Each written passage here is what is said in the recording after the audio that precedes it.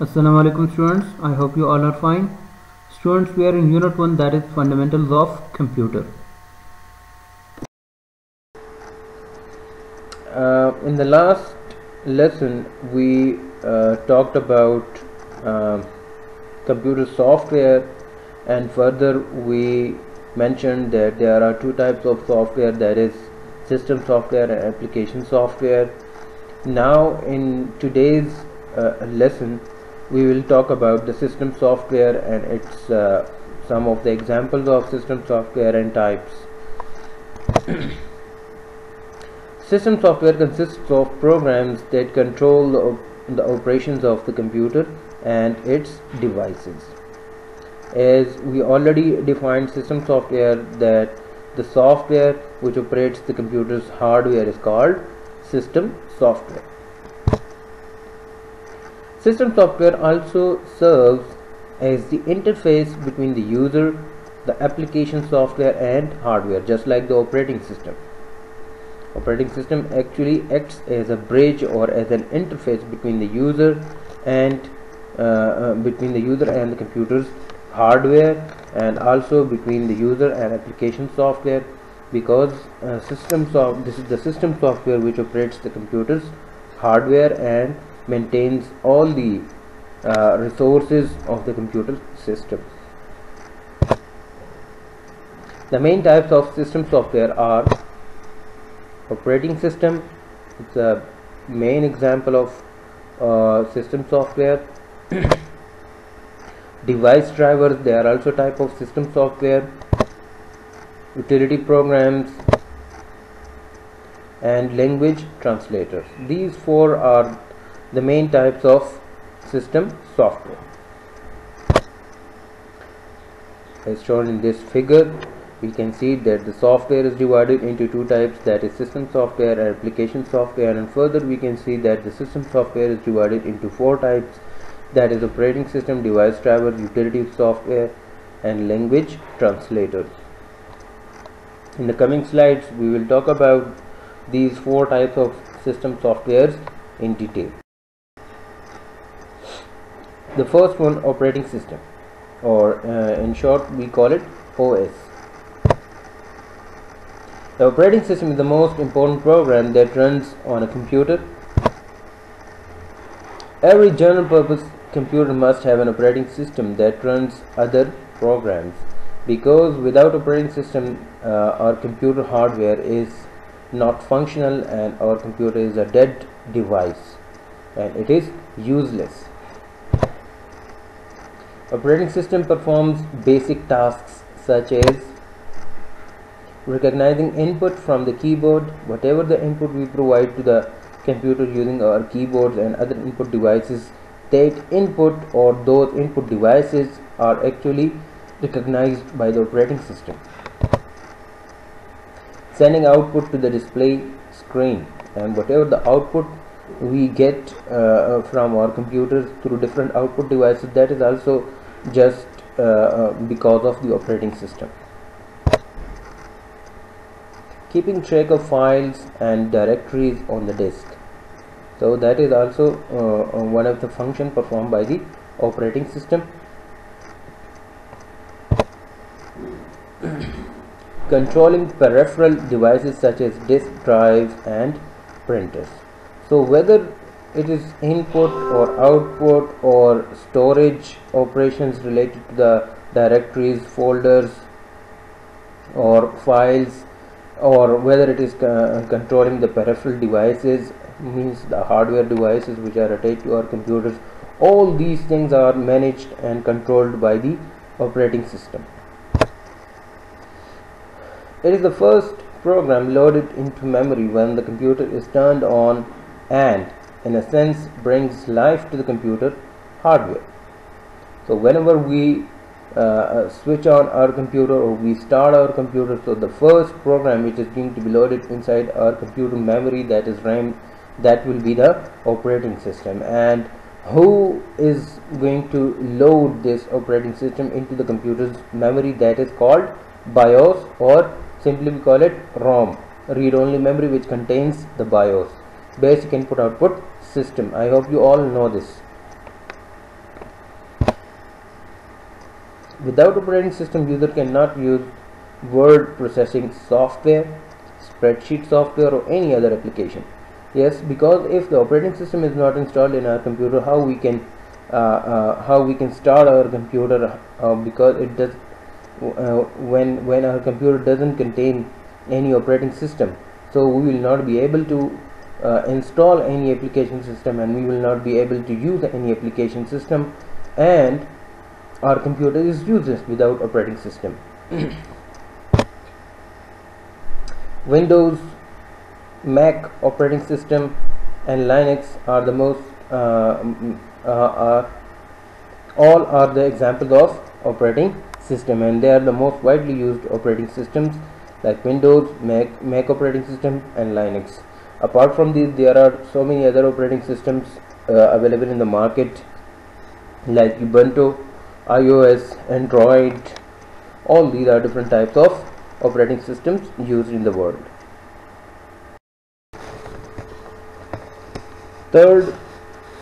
Second, we have device drivers. Device drivers are also type of system software. A device driver is a program that controls a particular type of device that is attached to the computer. There are device drivers for printers, monitors, CD-ROM readers, diskette drives, and so on. So whenever we use any other peripheral device with our computer, so we must have to install the device driver for that particular peripheral device or hardware. Just like as shown in the figure, here we can see that the operating system actually operates the hardware like printer, USB, mouse, and other expansion cards with the help of device drivers that we install in our computer.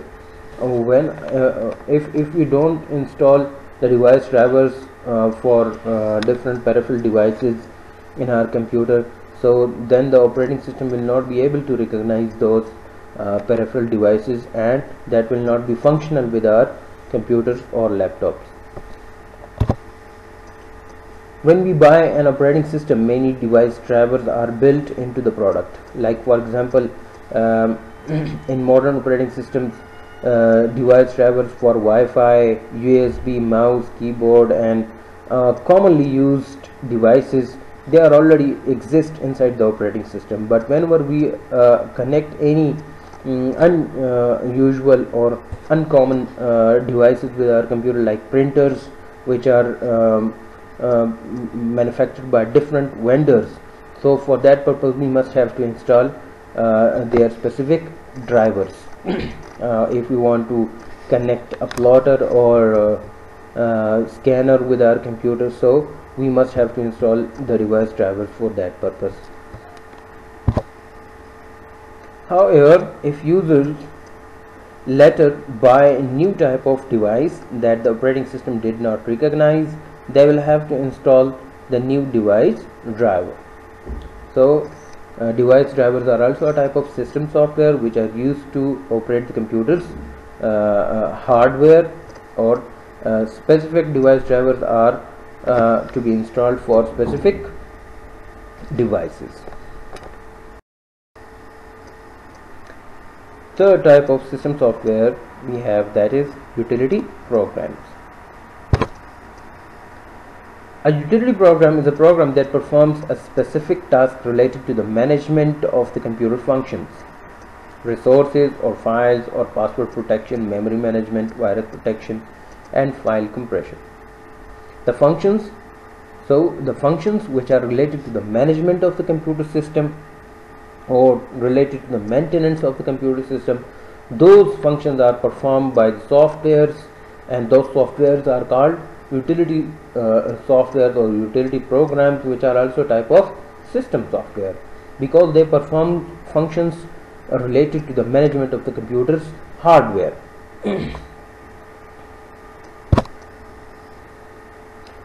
Utility software plays a supporting role. Utility programs help manage, maintain, and control computer resources. Computer resources means the things that we have in our computer, like for example storage, it's a resource. The files we have on inside storage devices we have, those are also resources. The other things that we have installed in our computer, those are also called resources or different devices, we can say. So maintaining all those resources of the computer is done by the utility programs, and those are also type of system software. Some examples of utility programs include virus scanning software like antiviruses, etc. Backup software, the software which are used for maintaining the backups of our files. Scan disk, this is also a utility software used for scanning the hard drives. Disk defragmenter or disk defragmentation software, those are also type of utility software which defragments our hard disk space. Here we can see the pictures of these different utility softwares. The first picture, which is just like blocks, that is the symbol of disk defragmenter software. Then further we have image browser, so that is also a type of utility software. File manager is a utility software, and disk scanner is also, or scan disk, it is also a type of utility software. So many utility softwares are available in the market, and they are some of them are already built into the operating system, and we use them for the management of the computer system and its resources. The utility programs and all these operating system softwares, these softwares are also mentioned in the 7th class book, and you have already studied them in 7th class, but still we are repeating them. The last type of system software we have, that is language translator and processor.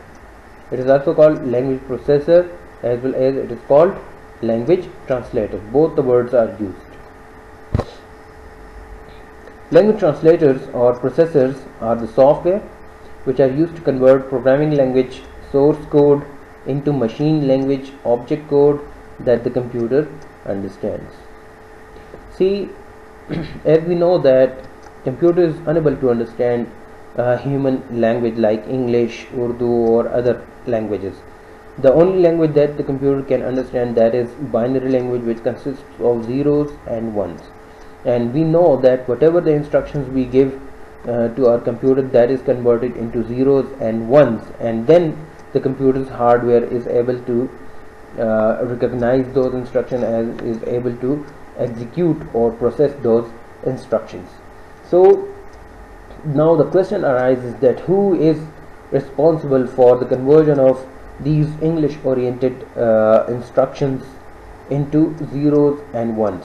So the answer is language translator or language processors. These are the system softwares in our computer which converts those English oriented instructions into the computer's language, which is binary language. So that's why we call it language translators or processors, because it processes the language, the human language, and converts it into the machine language, which is the computer's language, and we call it binary language. And then it processes the binary language and converts it into the human readable or understandable language, so that we can understand the output of the process. There are different types of translations to convert programming source code into machine language, which is made up of bits of binary data. So different translators are available in the market, and they use different strategies for the conversion of source code into object code. One thing you have to remember, that whatever the instructions we give to the computer in different languages, that is called source code. Whatever the program that we input to our computer, that is called source code, which is written in the human understandable language, that is called source code. And when the same source code is converted by the language translator into the machine code. So that machine code is called object code. Machine is an object, and when the code is converted into machine language or machine code, that is called object code. So you don't have to confuse in this thing. And that is also called binary data, or the code in binary language or machine language. All these words are used for the same thing.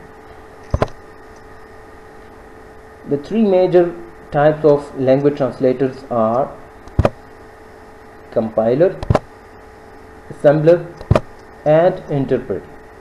These are the three mainly used translator softwares for converting high-level languages, or we can see source codes written in human understandable languages into machine code or machine language. Here we have a table which compares these three different translators. This is not mentioned in your book, but it is important for us to know the difference between compiler, assembler, and interpreter. These are the three system softwares and language translator system softwares. Compiler: software that converts programs written in a high-level language into machine language. Now the question is, what is meant by high-level language? The language which use instructions in English or oriented form or the human understandable form, those languages are called high-level languages. Mostly the high-level languages use words, English oriented words, which are understandable by the humans. Then compiler converts the whole high-level language program to machine language at a time. So which means that it converts the whole program written in high-level language into machine language in one go. Mainly used by C and C++. Further, C#.NET also uses the compiler. Those are compiled languages. That's why they are called compiled languages. C, C++, they use compiler for the conversion of source code into machine code or object code. On the other hand, if we see interpreter, software that translates a high-level language program into machine language. Interpreter is also used to convert the high-level language programs into machine language, but it converts the high-level language program to machine language line by line or instruction by instructions. So what was the difference between compiler and interpreter? That the compiler converts the whole program at once into the machine language, while the interpreter converts the program line by line into machine language, which shows that the interpreter is slower as compared to the compiler. Used by Ruby, Perl, Python, and PHP. These are different types of programming languages which uses interpreter. Further, the third type of language processor we have, that is assembler. Software that converts programs written in assembly language into machine language. Assembler is specifically used for assembly language. The programs which are written in assembly language, those are converted into machine language with the help of assembler. And further, it converts assembly language program to machine language, the same thing, and it is only used by assembly language. If you guys are planning to study computer science further at BS level, so you will get to know that how C, C++, Python, PHP, Perl and assembly languages are used for programming, and how programming is done in these languages. Students, so these were the 4 types of system software that we studied today. If you have any question, you can ask me in the comments, and don't forget to subscribe my channel Computer Tuition Academy. Thanks a lot. Take care. Allah Hafiz.